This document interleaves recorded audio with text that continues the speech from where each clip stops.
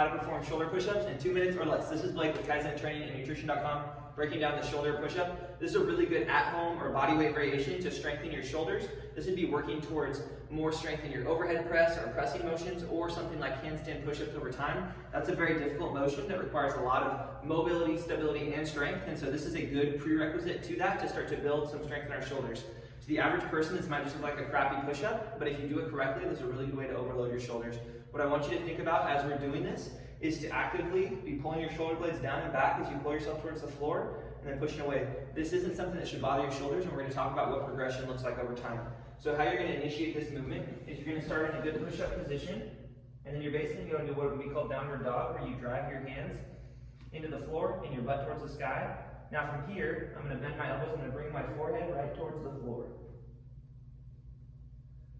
The further up I walk my feet, the more my body weight I'm taking on, the more difficult the motion is going to be.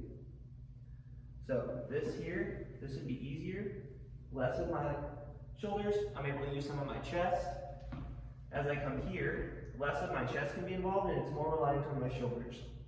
What I'll often program for people is shoulder push-ups, superset with downward dog. I mentioned that. That's a really good stretch for your lower body, as well as an isometric position for your shoulders. So what this might look like is you get in this down dog position. I do 10 repetitions here, and then I'm going to hold in this down dog position. I want you to keep your back flat and drive your heels towards the ground. You can pump your feet, keeping your shoulders engaged, trying to push them into the floor the whole time. And then you would go right back into shoulder push-ups. If you don't have access to dumbbells or a barbell, there's a really good variation. Or even if you do, using your body weight is a severely underutilized tool. If you're interested in more training, nutrition, coaching advice, check out the link below for Kaizen Training and Nutrition.com.